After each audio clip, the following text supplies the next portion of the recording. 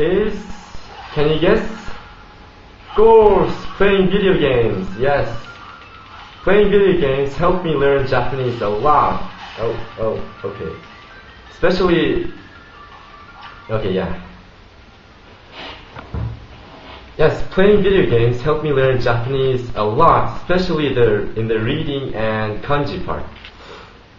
And I just went to the local video game store and bought a Japanese video game for my PS2 and just kept on playing it. And it was a very interesting game, so I was into the game even though I didn't know Japanese.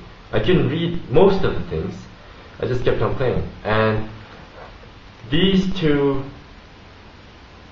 were my best friends at the time. I couldn't have gone anywhere without these two. Okay, so let me try to reenact the times when I was playing the game.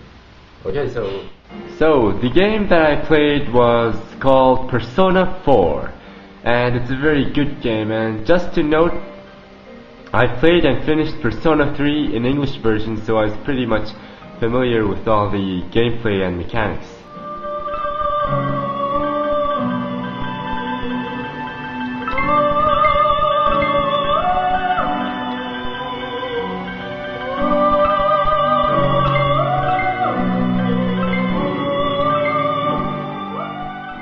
I was playing Persona before school started, so at the time I didn't know any Japanese. I didn't even know the hiragana and katakana letters. So I was using just a moment. I was using this book called A Simple Conversation Japanese book from JICA, and luckily they had hiragana and katakana letters here, so I used this to read the first part, but I couldn't read all the kanji, so I was just reading like this, you know. Na something something no blah blah blah wa I goru wa o ni kakari something something masu. I was reading like this the first time. If I remember correctly, it took me about an hour and a half or more than half minutes to get to this point, the first save point. And well, but one good thing is that I memorized most of the hiragana and katakana letters. And yes, so also at this point I realized that I was no match for Japanese. So I temporarily quit playing Persona and went into training at school. So after 6 months of studying Japanese, I went back to playing Persona 4, and I was surprised. I could easily read the hiragana and katakana letters, and I made out sentences and I understood them.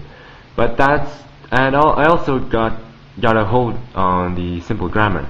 But that still wasn't enough, because I couldn't read most of the kanjis, and there were lots of words that I didn't know. Luckily, I got these two, a 400 kanji booklet and a Japanese English dictionary. With the help of these two, I could make out and understand most of the dialects. But I also thank the makers of Persona very much, because they actually made the characters, you know, talk like this.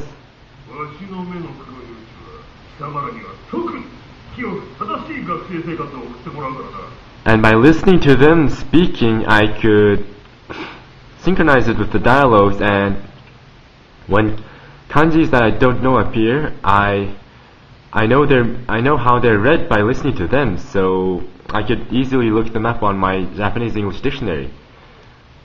And then I would understand the meaning, and by doing this all the time, I'd piece by piece build up the sentence and understand what he's going to say. But sometimes I miss how they're read, so I just have no other way but to look them up, carefully look at the kanjis, memorize their shape, and then look them up on the 400 index right here, I would go like, no, this doesn't look like it. Oh, this may be, no. Aha, yeah, I would go like that. And on every kanjis, I looked at it manually. And sometimes the kanjis weren't on this booklet. So at that time, I just had to use my imagination and make wild guesses of the kanjis by their shape, is what I'd like to say, but I just skipped them. And one of the best points of Persona is going to come. This!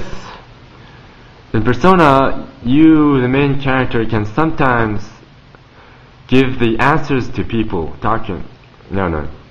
Give the answers or say things from yourself, but only on sometimes. And depending on your answer, your relationship to the character or what happens next will differ. And on some important talks, it even affects the game ending itself. So it's really important to choose a good answer in these. And that gives you a big pressure to understand what the character is saying. So I have to go crazy through these books to translate and understand what they're saying and translate the answers, or else I wouldn't know what to do. And guessing all of these is just ruin the game. So this is what made me going through all the books to understand what they were saying, because it actually mattered. And also I wanted to know the story, of course. So, for example, let me choose this, and boom, it says right there, my courage increased. And like that, things happen. Some good and some bad. You can even get the bad ending of the story. Yes. Oh.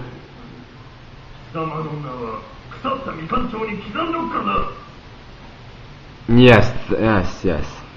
And that's about it. Video games helped me learn Japanese a lot. And by playing Persona, I memorized a lot of new words, and I also memorized more than half of the kanjis in this book, which is more than 200 kanjis. And that's pretty good, when playing a video game. Don't you agree? You do. Okay, no more spoilers. I am very sorry.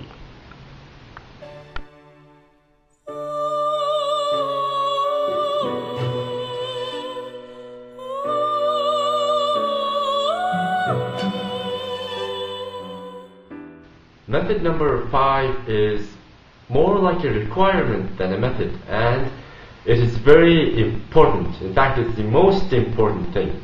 And it is feeling. I think that's the right word to use. Feeling. It's the most important thing. All of my methods, especially number 2 and 3, are dependent on the feelings like and want.